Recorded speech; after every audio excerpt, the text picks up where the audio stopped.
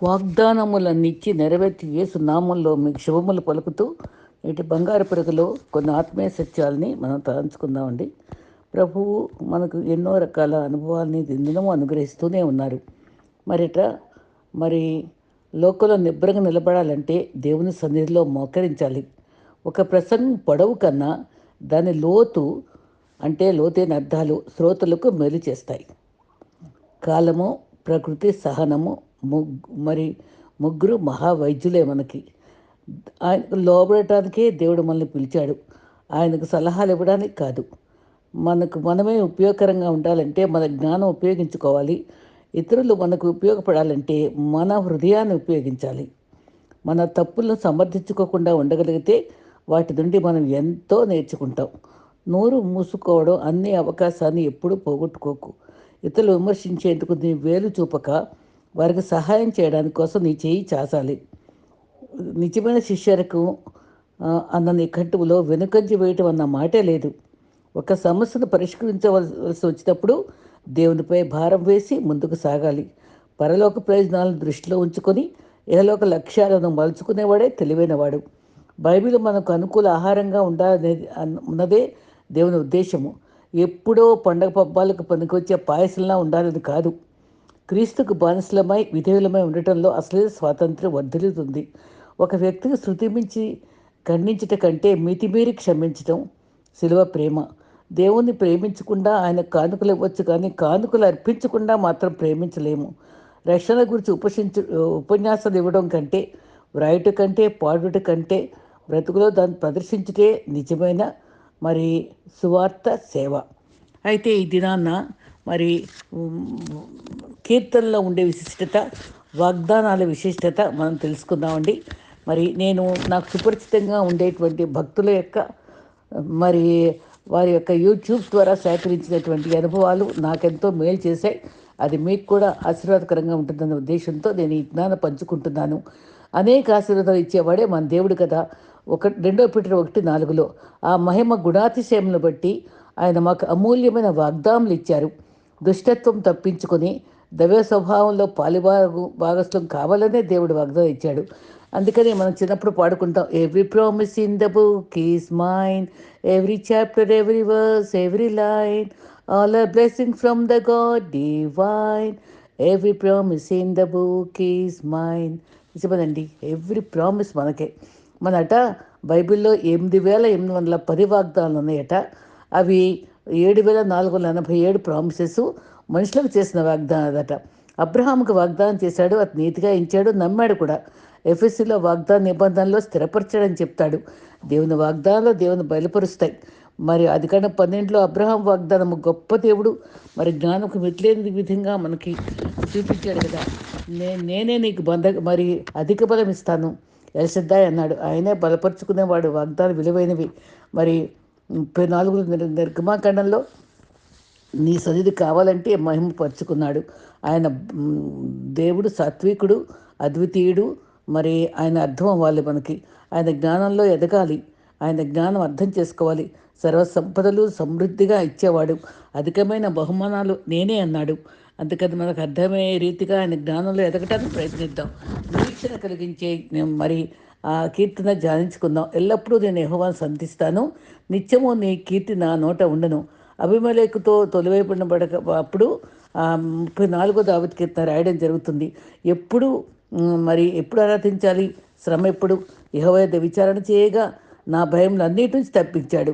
నా భయముకు అభయము జవాబు లభించింది. మరి 65:1 ప్రార్థన ఆలకించేవాడా అని అతని పేరు. బెత్షెబత పాపం చేసిన తర్వాత మరి దాగిన పాపం గురించి ఎంతగానో ఏడ్చి దుఃఖపడ్డాడు కదా. మరి రక్షింపకుండానట్లు పాపం అడ్డుగా ఉంటుంది మనకి. దేవుని స్తుతిస్తూ దేవుడు సాగిపోయినటువంటి మరి దావీదు యొక్క జీవితం ఎంతో గొప్పది.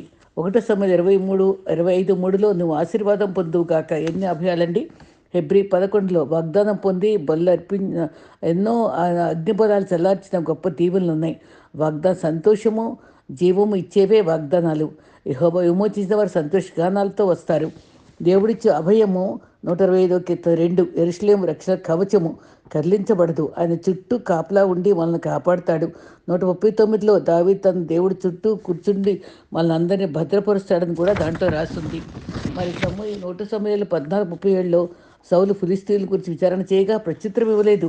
మరి సౌలుకి ఇవ్వలేదు ఆయన, ఎందుకంటే పాపం ఉంది కాబట్టి. సౌలుకు లోబడే జీవితం లేదు.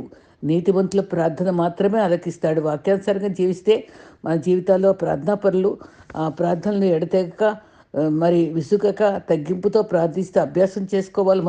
మనకు ఉండవలసిన ఆయుధాలు ప్రార్థనా శక్తి, ప్రార్థన ద్వారా పొందిన సాక్ష్యము.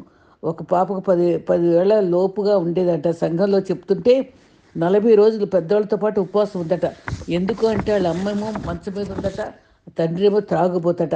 నిజంగా 40 రోజులు ఉపవాసం చిన్న పిల్ల చేస్తుంటే 30వ రోజుకల్లా మరి అమ్మ పడక నుంచి లేచిందట. ఆ నాన్న వ్యసనం మారిందట. చూడండి ఎంత అద్భుతంగా చిన్న పాప ప్రార్థన. భయం తొలగిపోయింది. నేను స్తుతించిన కారణము నాకు కలిగిన భయములన్నీ తొలగిపోయినాయి. భయపడరాదన్నటువంటి వాగ్దానాలు 365 సంవత్సరంకి రోజు ఉన్నాయి కదా మనకి. అది కన్నీటితో మొరపెడితే చాలు, భయాలు పోగొట్టే దేవుడు మనకి. దేవుడు భయపడే వారికి అభయం ఇచ్చే దేవుడు. అయితే గడాంధకరపు లోయలో మనకు లోతుల్లో యెహోవా నా కాపరి. మరి సంద్రములో పాట పాడుకుంటున్నాం కదా, సంద్రములో సముద్రములో నా ఊపిరి నా కాపరి దేవుడే, భయపడకు సదాకాలం ఉండే దేవుడు. మరి స్తుతించాడు. 34వ కీర్తనలో మరి ఆ రోజునలో కూడా అతని శ్రమల్లో రక్షించాడని సాక్ష్యం ఇచ్చాడు. మరి ఈ భయాల నుంచి తొలగించాడు. నేను స్తుతిస్తా అన్నాడు. మరి ఇక్కడ మరి మూడో విలువగా ఆయన మరి ఎందుకు స్తుతించాలంటే శ్రమల్లోంచి రక్షించాడు కాబట్టి, సాక్ష్యం ఇచ్చాడు కాబట్టి స్తుతించాలి. నా శ్రమ తొలగిపోయిందన్నాడు. శ్రమలు అందరూ ఎదుర్కొంటాం, విశ్వాసం శ్రమలు ఎదుర్కొనే ఉంటాం. విజయం ఇస్తాడు. శునేమీరాలకి మరి ఎంత ఆశీర్వాదం ఇచ్చాడు. ఎదురు కూడా మరి కరువు వచ్చింది, మరి కుమారుడు మరణించాడు. అన్నిట్లో కూడా విజయం సంపాదించుకున్నది. ఆ ఒక స్త్రీ ప్రసవం తర్వాత బిడ్డను చూసి ఆనందపడే రీతిగా శ్రమల తర్వాత దేవుడు ఊరటనిస్తాడు. 7వ వచనంలో యెహోవా చుట్టూ మరి దూత సంరక్షించి కాపాడుతుంది కదా. దేవుడు మనకు ఒక్కొక్కరు ఒక దూతను ఇస్తున్నాడు కదా. కాబట్టి అటువంటి దీవెనలు దావీదు స్తుతించాడు. మనకు పరిచయం చేసే దూతలు మనకి అందించాడు. మరి కీర్తనలు 91లో కూడా మన పాపములకు మన పాదాలకు రాయి తగలకుండా సంరక్షించడానికి దూతల్ని మనకు ఆవలించాడు కదా. ఏ తెగులు గుడారం సమీపింపచాలదని చక్కటి అభయం ఇచ్చాడు. 5వదిగా భయభక్తులు గల వారికి కొదువలేని జీవితం ఇస్తాడు. అది 9వ వచనంలో లేము లేని జీవితము గొప్ప సమృద్ధి ఇస్తాడు. భయము భక్తి రెండు ఉండాలి. కరువులో సంరక్షిస్తాడు. భయము భక్తి రెండు ఉండి అనుసరించే వారికి మరి గొర్రెలు మరి దేవుని కాపురి స్వరం విన్నట్టుగా వెంబడించినట్టుగా మనం కూడా ఆయన వెంబడిస్తూనే ఉన్నప్పుడు మనం అభయం పొందుతాం. తర్వాత 19వ వచనంలో నీతిమంతులకు కలుగు ఆపత్తుల నుంచి రక్షిస్తాడు. దావీదుపై మరి నేరాలు మోపారు, అన్నీ తొలగించి ఉన్న స్థానం దేవుడు ఇవ్వలేదా? సహాయం కోరాడు. ఆపదలో కురుకోకపోక దేవుడి వైపు చూస్తూ దృష్టిని సాధించాలి. దాని వైపే తేరి చూడాలి. పేతురు గాలి సముద్రం వైపు చూస్తే పడిపోయాడు, భయం వచ్చింది. కానీ ఆయన వైపు చూస్తే నడవగలిగాడు కదా. అందుకని మనం కూడా వాగ్దాన వైపు, ప్రవచనాల వైపు, ప్రభు వైపు చూస్తూ ఉందాం. 34లో మరి 7వదిగా 34వ అధ్యాయంలో 24వ వచనంలో తన సేవకుల ప్రాణం విమోచించును అని ఉంది. ప్రాణ సంకటం నుంచి, అపాయాల నుంచి కాపాడుతాడు. భయంకర స్థితి నుంచి విమోచిస్తాడు. ఆపద నుంచి తప్పిస్తాడు. అదే రకంగా 2 సమూయేలు 24:25లో దేశమా ప్రార్థించగా దిగులు వారి మీద నుంచి తొలగిపోయిందట. కాబట్టి ఎంత చక్కటి అభయాలు ఉన్నాయండి. మొదటి ఎందుకు మనం స్తుతించాలి అంటే ఆయన ప్రార్థనలకు జవాబిచ్చేవాడని స్తుతించాలి. 2వదిగా భయము నుండి తొలగిస్తాడని స్తుతించాలి. 3వదిగా శ్రమలో రక్షిస్తాడని స్తుతించాలి. తర్వాత 4వదిగా దేవదూతలను అందించి మనకు సంరక్షించి కాపలా ఉంచుతాడని రక్షించాలి. 5వదిగా కొదవలేని జీవితం ఇస్తాడని, ప్రాణం విమోచిస్తాడని స్తుతించాలి. మరి 6వదిగా ప్రాణం విమోచిస్తాడు. 5వదేమో కొదువులేని జీవితం ఇస్తాడు. 7వదిగా ఆపత్తుల నుంచి తొలగిస్తాడు. 37వ దావీదు కీర్తన మరొకసారి మీరు చదువుకుని, నేను కూడా చదువుకుని దాన్ని ఎంతగానో ఈ 7 అంశాలని ధ్యానం చేసినప్పుడు నా మనసుకు ఎంతో నెమ్మది కలిగిందండి. మరి ఒక విధంగా మరి ఇంకొక 42వ కీర్తన కోరహు పుత్రులు రాశారు. అది దానిలో నుంచి కూడా ఒక కొంత సందేశాన్ని మనం అందుకుందాం. సంఖ్యాకాండం 20లో కోరహు పేరుందండి. సమాజంలో కోరహు అనే ఆయన వాళ్ళందరూ మరణించగా మరి కుమారులు మాత్రం బ్రతికారు. వారు చావు తప్పించుకున్నారు. వారు చావలేదు. 10 కీర్తనలు రాశారు. ఆ బ్రతికిన వారు కృపను నిలబెట్టుకున్నారు. అసలు వాళ్ళ పనేంటంటే ప్రత్యక్ష గుడారంలో పవిత్ర వస్తువులు మోయు కృప వాళ్ళకిచ్చాడటండి. ఆ భుజాలపై మోయాలి. అది మరి వీళ్ళందరూ కూడా దగ్గర దగ్గర బంధువులే. ఎవరికి మోషేకి కూడా వారు తాకూడదు. అట్టి బాధ్యత ఇచ్చారు. కానీ వారు కొరహ పుత్రులు కొరహ అనే అతడు మీకన్నా దేవుడు దగ్గరికి ఉండేది, మాకు దేవుడు కాదా, మీతోటే మాట్లాడతాడా అని కొంచెం వ్యతిరేకించి మోషే మీద సడుక్కున్నారు. వ్యతిరేకంగా మాట్లాడారు. కృప పోగొట్టుకున్నారు. మరి మాతో మాట్లాడలేరా అని చెప్పినప్పుడు ఒక విధంగానండి అధికారులను కూడా దేవుడే నియమిస్తాడు. మరి మోషేని దేవుడే నియమించాడు కదా, దాన్ని లోబడాలి. మంత్రులు కూడా అధినేతలు కూడా ఇక్కడ ఈ కాలంలో కూడా ఆయన నియమిస్తాడు నాయకత్వం. అందుకనే మరి 1 తిమోతి 2:1 మరి అధికారుల కొరకు యాచనలు చేయాలని చెప్పలేదా? నాయకత్వం వ్యతిరేకంగా ఉంటే శాపం, అది గౌరవించాలి. దేవుని ప్రతినిధులకు లోబడాలి. దాని ముష్కర్లని యజమానులకు లోబడాలి. మరి నిజంగానే కొందరు ఎలా నియమించాడు? అపోస్తులుగా, బోధకులుగా, సువార్థికులుగా, కాపురులుగా ఈ రీతిగా నియమించుకున్నాడు కదా. మరి తర్వాత ఇక్కడ 42లో ఎంత చక్కటి మాట అండి. దుప్పి నీటి వాకుల కొరకు ఆశపడినట్లుగా ఆశపడుచు ఉన్నారు వాళ్ళు. జీవంగా దేవుని కొరకు కొంచెం ఆ మందిరం పట్ల ఆసక్తి, కోరిక వాళ్ళు నెరవేర్చే వాళ్ళుగా ఉన్నారు. అయితే మోషే కోరహు ఇలా మాట్లాడుతున్నప్పుడు దేవుడు గమనించాడు. కానీ మోషే అండి కోరహుతో డైరెక్ట్గా మాట్లాడలేదు.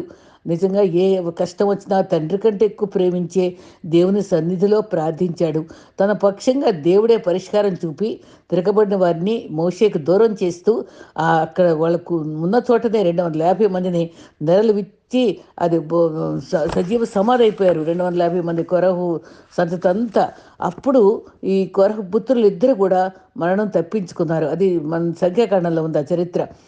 అప్పుడు వాళ్ళు ఇంతగా దేవుడితో వాళ్ళని ప్రేమించాడని గుర్తించిన వారే వారి చక్కటి 10 కీర్తనలు రాస్తే 42వ కీర్తన కూడా కొరహ పుత్రులే రాశాడు. తండ్రి వాళ్ళు చచ్చిపోయినా సరే ఎంతో కృతజ్ఞతతో, తపనతో, ఆశతో ప్రేమిస్తూ రాశారండి. అది అందుకని మనం చాలా గౌరవించాలి ఆ అధ్యాయాన్ని. అయితే శ్రమలు విరోధంగా పరిస్థితిని మరి నీ దేవుడు ఏమాయనని వారు అన్నప్పుడు ఆ కన్నీరు అన్నపానాలు అయినవి. గతంలో మాకు ఎంత గొప్ప పరిచయం ఇచ్చాడు దేవుడు. ప్రత్యక్ష గుడారంలో 3 గోత్రాలు 4 అందరూ మరి పక్షి గుడారం కంటే 4 దిక్కుల్లో 3 గోత్రాల కింద ఏ గోత్రం కూడా ఎక్కడ ఉండాలో దేవుడే నియమించాడండి. ఎవరెవరికి దగ్గరగా ఉండాలో కూడా దేవుడే చెప్పాడు. తూర్పు, పడమర, ఉత్తర, దక్షిణాల్లో నిజంగా దేవుడు ఎంత ప్లాన్ చేశారండి. ప్రతి అడుగు దేవుడు నిర్ణయించాడు. మేఘం నిలబడేంతసేపు అక్కడ ఉండిపోయారంతే. మన ఆలోచనలు, మన జ్ఞానం కాదు, ఆయన వెంబడించడం కాదు. మనం కేవలం దేవుని నడిపింపును వెంబడించడం కోరుకోవాలండి. లోపం లేని వారు ఎవ్వరు లేరు. పరిశుద్ధులైన చక్కని మార్గంగా ఉండే మన యేసు ప్రభువే మనకు నిజమైన మాదిరి. ఎందుకంటే తల్లిదండ్రులకు విధేయుడైనాడు, శ్రమలో విధేయత చూపించాడు, లోపం లేనివాడు. ఆయన్నే మనం సదా వెంబడించే వరంగా ఉండాలి. దేవుని నుండి ఆశపడాలి. ఆశగల ప్రాణాన్ని తృప్తిపరిచేవాడు. పౌలుగా మారినప్పుడు కూడా మరి తను ఊహించినట్లుగానే అన్నయ్య వస్తాడు, ఆదరించి తన్ని మరి సరిచేస్తాడని అనుకున్నాడు. అలాగే వచ్చాడు. అన్నయ్య తన్ని ఆ కలుపరలు కప్పి 3 రోజులుగా ఉన్నప్పుడు బోధించాడు. తనకి క్రీస్తు యొక్క కట్టడాలు నేర్పించాడు. స్వస్థత పొందాడు. మరి శరీరంలో రోగము జీవితాంతం ఉంటే మరి అది తుది ఫలితం క్రీస్తు పొందిన గాయాలతోనే మన స్వస్థత లభిస్తుందని, శరీర రోగాలన్నీ కూడా డాక్టర్స్ అయితే మాత్రం మన రోగాల్ని మరి ఇంకా కుదరదుగా జీవితాంతం ఇంతే అంటారు. కానీ దేవుడు ఆయన గాయాలతో స్వస్థత అనే నిరీక్షణ మనం ఉంచుకోవాలి. సమర్థుడు. దీర్ఘాయుష్ ఉందంటే మనకు రోగాలు బాగు చేసి ఉంటాడు, స్వస్థత మనకు దాచి ఉంచుతాడు. అది గుర్తుపెట్టుకుందాం. అబ్రహాము జీవితంలో సారాను ముందు గర్భాన్ని తనకు ఉద్యమం ఇచ్చి తనకి బిడ్డను కనేంత అద్భుతం చేశాకే ఈ ఆశీర్వాదాలన్నీ వెంట వచ్చినాయి కదా పరంపరగా. అయితే మన నిరీక్షణ వదులుకోరాదు. నిరీక్షణ నెరవేర్చేవాడు. అన్ని పరిస్థితుల్లో, అన్ని సమయాల్లో మన స్థితి గతి అంతా కూడా మన స్తుతి ఇంతు నారక్షక అని మనం జీవితం అంతా నీ ప్రేమగానం ప్రణతింతము యేసుదేవా. ఆయన అన్ని సమయాల్లో మనం స్తుతించే కర్తవ్యం మనం చూసుకోవాలి. 7-8 వచ్చిన 42వ అధ్యాయము 7-8లో దేవుని కృపను గురించి కీర్తన పాడారు. ఊహకందని కృప, అర్హత లేని వారికి నీ దీవించే వారి కృప. అయితే స్వేచ్ఛగా దేవుని ఆరాధించే అనుభవంలో కృప, కుటుంబంలో దీవెన, ఆయన కృప సమృద్ధిగా ఉంచేవాడు. దేవునికి ఏదైనా నీకు కృప, దేవుడు ప్రధాన శిష్యుడు పేతురు బండరాయిగా ఉన్నప్పుడు అప్పుడు తను ఎంతో చక్కగా తను ఏం చేశాడు మరి, ఆ దేవుని యొక్క కృప చూపించి తను ఏదో ఎంతో భక్తి కలిగినటువంటి అనుభవంలో మరి ఆయన కృప ఎంత అత్యధికంగా చూపించిన గొప్ప దీవెన మనం గమనిస్తున్నాం. అంటే మనం ఈ అనుభవాలన్నీ కూడా ఈ గమనించుకొని 34 కీర్తనలో ఉండేటువంటి దూత మరి ఈ సంరక్షణ అంతా గమనించుకుందాం. మరి ఆ తర్వాత ఈ 42వ కీర్తనలో గృహపుత్రులు వాళ్ళు చూపుతున్న అనుభవాలన్నీ కూడా మనం గమనించుకోవడం చాలా అవసరం. కీర్తనలు మొత్తం కీర్తనని 4 భాగాలు మరి విభాగాలు చేసినప్పుడు 1 నుంచి 41 కీర్తనల వరకు ఒక భాగము, 41 నుంచి తర్వాత ఇంకొక రెండో భాగము, తర్వాత 4 భాగాలు చేసినప్పుడు ఇది రెండో భాగంలో ఉండేటువంటి ఈ కీర్తనే మనకి ఇప్పుడు 42వ కీర్తనగా మనకు కనబడుతుందండి. ఆ కీర్తనను బట్టి మరి ఆయన మరి చక్కని భావాలను మనకు అందించి మరి కోరహు పుత్రుల యొక్క జీవితం అంతా కూడా మరి ఈ చూపించిన బలహీనతలో బలపరిచేది కృప. మన జీవితంలో స్తుతి కనిపిస్తుంది. పౌలు శీలకు కూడా అదే స్తుతి ఇచ్చారు. గృహపుత్రులు దేవుని దగ్గర ఫిర్యాదు చేయకుండా రచయించుకున్నారు, స్తుతించుకున్నారు, విన్నపాలన్నీ విన్నవించుకున్నారు. నా ఆశ్రయదుర్గమైన దేవుని మనవి చేస్తున్నాను, లోతైన ఆత్మీయ జీవితం కలిగి ఉండి మనలో తృష్ణ ఉండాలి, ఆశ ఉండాలి. కృప గురించి తెలుసుకున్నప్పుడే స్తుతించగలం. దేవుని వైపు పరిగెత్తాలి. మొదట దాహం కావాలి, ఆయన ఆకలి దేనికోసం ఆయన సజీవ దప్పిక కావాలి. ఆయన ఏందే మనకి సదా నిరీక్షణ కావాలి. మన జీవితాల్లో మనకి ఎన్ని రకాలుగానైనా సరే ఆశీర్వాదకరమైనటువంటి జీవితాన్ని మనకిచ్చే దేవుడు. మరి మన జీవితం ఎంతో సుఖమయం చేయాలంటే ఎందుకు స్తుతించాలో ఇప్పుడు మనం పూర్తిగా మనం గమనించుకుందాం. ఆయన స్తుతించడం మనకెంతో ఎంతో మంచిది. మహోన్నతిని కీర్తించుట మనకెంతో మంచిది. మనకి మరి ఈ కీర్తనల గురించి కొంచెం వివరంగా చెప్పుకుందాం. మరి 1 నుంచి 41 వరకు 42 నుంచి 72 వరకు రెండో భాగం, 73 నుంచి 89 వరకు మూడో భాగం, 42 నుంచి 72 చెప్పే కదా, 107 నుంచి 150 వరకు ఐదో భాగం. అది పెద్ద పుస్తకం కదా, 150 కీర్తనలు. ఎంత ప్రాముఖ్యత కలిగితే అంత స్తుతేనండి. ఇప్పుడు 2 అధ్యాయాల్లో కూడా ఎంత చక్కని భావాలు ఉన్నాయి. దీంట్లో చరిత్ర లేదు, రాజుల కాలం లేదు, అంత ఆరాధన, అంత స్తుతి. అది గమనించుకుందాం. కీర్తన చదివేటప్పుడు మనం ఎన్ని జ్ఞానంతో ఉంచుకుందాం. అందరి జీవితంలో స్తుతి ఆరాధన ఎంతో మంచిది. ఆ రోజుల్లో ధూపార్తి చెల్లించేవాళ్ళు. ఇప్పుడు మన జీవ ఫలాన్ని దేవునికి అర్పించుకోవాలి, వేళలా స్తుతించుకోవాలి. 42వ కీర్తనలో మరి మూడో పుస్తకం ముగింపులో ఆమెన్ ఆమెన్ 42 ఒక్కొక్క పుస్తకాన్ని చివరండి 41 చివర గమనించుకుందాం. బైబిల్లో 2 సార్లు ఆమెన్ ఆమెన్ అని కలుగ్గాక అనుంది. తర్వాత రెండవ భాగంలో మరి ఆమెన్ హల్లెలూయా ఉంది చివర. తర్వాత భాగంలో ఉట్టి హల్లెలూయా అని మాత్రమే రాయబడింది. ఇది ఎంత స్పష్టంగా రాశారో చూడండి. రెండో పుస్తకం ఆరంభంలో కొరవ పుస్తకం రాసింది. మరి సంఖ్యాకాండం 16 అధ్యాయము 26 అధ్యాయంలో ఈ కొరహ పుత్రుల వివరాలన్నీ ఉన్నాయి. 250 మంది కూడా అందరికీ తీర్పు తీర్చారు. గుడారం దగ్గరే తీర్పు తీర్చబడింది. నిజంగా ఎంత బాధకరమైన అనుభవం పొందుకున్నారు వాళ్ళు మాత్రం చావలేదు. 10 కీర్తనలు రాశారు. బతికిన వారు కృపను నింపుకున్నారు. ప్రత్యక్ష గుడారంలో పవిత్ర వస్తువులు మోసేవారుగా వీళ్ళు ఉన్నారు కదా. ఆ అనుభవాలన్నీ కూడా గొప్ప దీవెనలు వీళ్ళు పొందుకున్న అనుభవాల్ని మనం స్పష్టంగా చూడగలిగాం. కాబట్టి 34వ కీర్తనలోనూ తర్వాత ఈ 42వ కీర్తనలో ఉండే ఔన్నత్యము ఎంతో గొప్పది. ఈ అనుభవాలన్నీ మనం గుర్తుపెట్టుకొని ప్రభు కృపలో సాగిపోదాం. ఆయన ధన్యకరమైనటువంటి అనుభవంలోకి వారి కుటుంబ ఉగ్రత వల్ల అందరు చనిపోయినప్పటికీ ఈ విధంగా మనం గమనించుకుంటే ఇక్కడ ఒక ప్రత్యేకంగా గమనిస్తే 3 రకాల తప్పిపోయినవి చూపించారు కదండి. అదేంటి, తప్పిపోయిన గొర్రె, తప్పిపోయిన నాళెము, మరి పోయిన నాళెము, తర్వాత తప్పిపోయిన కుమారుడు. 3 సందర్భాల్లో గమనించుకుంటే ఈ రెండింటిని గమనిస్తే పూర్తిగా తప్పిపోయిన గొర్రె అమాయకత్వంగా తప్పిపోయింది కాబట్టి దేవుడే 99ని వదిలిపెట్టి క్రీస్తు ఒక్కదాని కోసం పరిగెత్తుకుని వెళ్ళాడు. ఈ తప్పిపోయిన కుమారుడు కోసం ఎందుకంటే తెలిసి పాపం చేస్తేనండి అక్కడ వాళ్ళకి తిరిగి బుద్ధి వస్తేనే, తిరిగి వచ్చినప్పుడు మాత్రమే తండ్రి పరిగెత్తుకెళ్ళి రక్షించాడు. వాళ్ళు కోరిన రిపనెన్స్ వచ్చినప్పుడు మాత్రమే వెళ్ళాడు. మన జీవితాలు కూడా అంతే. అమాయకంగా చేసిన తప్పుని దేవుడు క్షమిస్తాడు, కానీ తెలిసి తెలిసి చేసిన తప్పును క్షమించడని ఇక్కడ మనం తెలుసుకుందాం. మరి ఆశ కలిగి దీవెన కొరకు మనం వెతకాలి. రక్షణ ఆశీర్వాదంకు మాత్రం దేవుల్లోనే ఏకీవిస్తూనే వస్తుంది. వాళ్ళ అడవిలోనే మరి దుప్పి జీవించింది, అది నీరు కావాలి. అదేవిధంగా మనం అడవి అనుభవంలో, మన ఎండిన అనుభవాల్లో, మన ఆపదల్లో, బాధల్లో మనం ఖచ్చితంగా దేవుని వైపు చూస్తూ దేవుణ్ణి కనుక్కునే వాళ్ళంగా మనం ఉండటం చాలా చాలా అవసరమని మన ఈ అనుభవాలన్నీ మనకు తెలియజేస్తున్నాయి. ఈ యొక్క చక్కని సందేశాలని మనం మనసులో ఉంచుకొని ప్రభు కొరకు జీవిస్తాం. మరి ఈ 2 అధ్యాయాలు కూడా మనకు విలువైన పాఠాలు నేర్పిస్తున్నాయి. మరి కీర్తనలు మనం హృదయపూర్తిగా, మరి మనస్ఫూర్తిగా వాళ్ళు ఏ హృదయంతో రాశారో, ఏ సందర్భంలో రాశారో గమనించుకొని మనం దేవుణ్ణి సేవిస్తూ, ఆయన భక్తితో మరి ఆయన ఆరాధిస్తూ, నిరంతరం ఆయన్ని ప్రార్థిస్తూ ప్రభు దయను పొందుకుందాం. అట్టి కృప మనందరికీ దేవుడు అనుగ్రహించుగాక. ఆమేన్.